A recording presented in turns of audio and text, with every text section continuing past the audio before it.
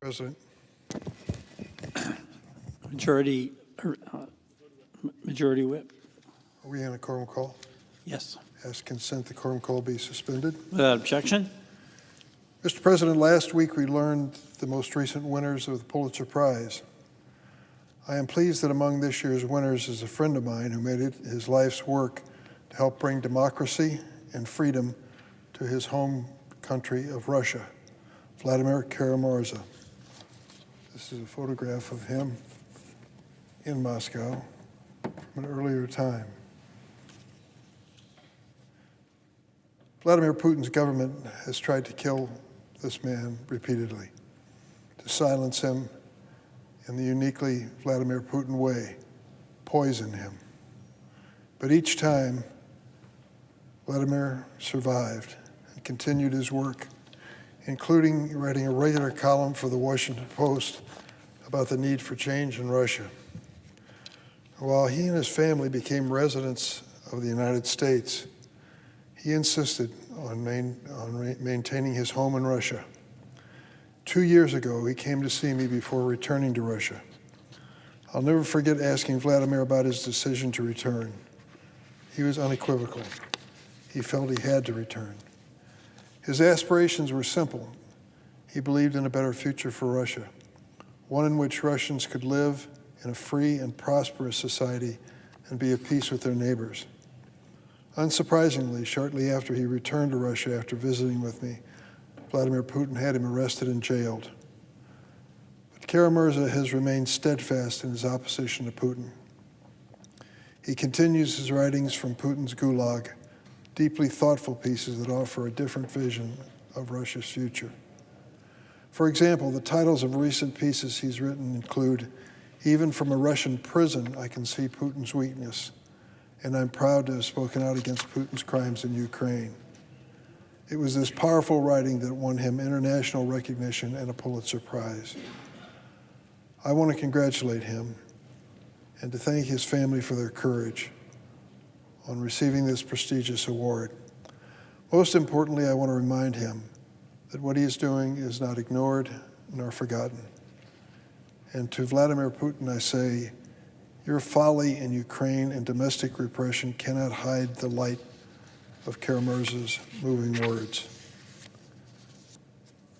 Mr. President, on a different subject, I want to speak on President Biden's recent decision to withhold certain offensive U.S. weapons from Israel that might be used in an assault on Rafah. I support President Biden. It is not, as some have characterized, a failure to support Israel in a dangerous region after a genuinely horrific Hamas attack, and October 7th was such an attack. It is instead a warning from one of the most pro-Israeli U.S. presidents to an ally that a full-scale assault on Rafah could not only add to the already catastrophic humanitarian situation in Gaza, but undermine any long-term stability in the region.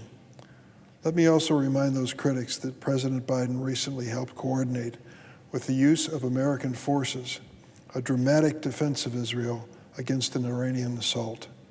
Anyone who doubts Joe Biden's commitment to Israel is misguided, but he has reached his limit with Prime Minister Netanyahu and his response in Gaza and focused on his own political survival more than anything else. His blunders protecting civilians and allowing the flow of aid were noted in the National Security Memo reported to Congress last week. Let me elaborate. Last week, several of us met with the Jordanian King Abdullah II, a deeply thoughtful leader who knows the region well. He is a key ally of the United States, and he has made peace with Israel. He, like Middle East expert Tom Friedman, argued that simply leveling Gaza and furthering the humanitarian crisis without a long-term strategy for peace is no strategy at all for Israel. A path forward can only happen with the support of Arab nations in the region. President Biden has been urging Prime Minister Netanyahu to offer this broader vision, one that likely includes normalization with Saudi Arabia and eventual peace with the Palestinian state, a vision that could be undermined with a massive assault on Rafah. As Tom Friedman posed to Netanyahu in a recent column, what do you want, more Rafah or Riyadh? Do you want to mount a full-scale invasion of Rafah to try to finish off Hamas, if that is even possible, without offering any Israeli exit strategy from Gaza or any political horizon for a two-state solution with non-Hamas-led Palestinians? Shortly after the horrific attack on October 7th, I warned our Israeli friends to learn from our mistakes made in the fog of rage and pain after September 11th. You do not want an ill-thought-out occupation of Gaza to become your Fallujah. And as also learned in Iraq, one needs the trust of the local civilian population to help counter terrorist groups. We were speculating recently how many innocent civilians have been killed in Gaza in an effort to eliminate Hamas. The number is staggering. This is another reason President Biden reached his limit with Netanyahu. The devastating civilian toll in Gaza is not only a moral and humanitarian problem, it is a strategic failure. More than 40 years ago, an American president was furious about the photos of civilians killed by Israeli shelling in Lebanon.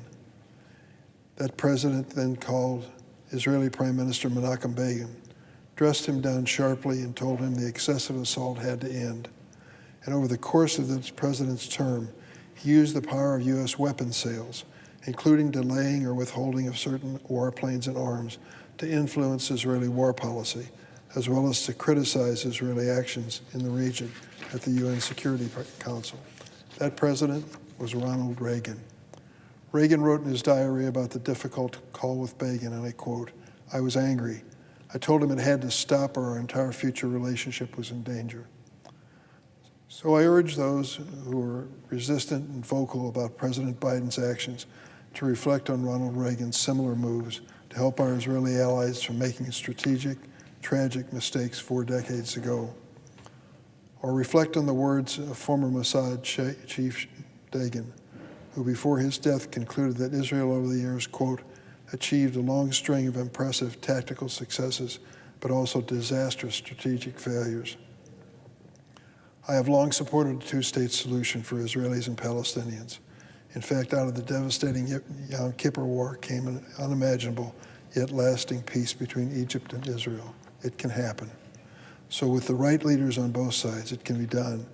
And we have a responsibility in the United States for a renewed push on all sides toward this goal, one in which Israeli and Palestinian children can once and forever live in safety, peace, and dignity. I yield the floor.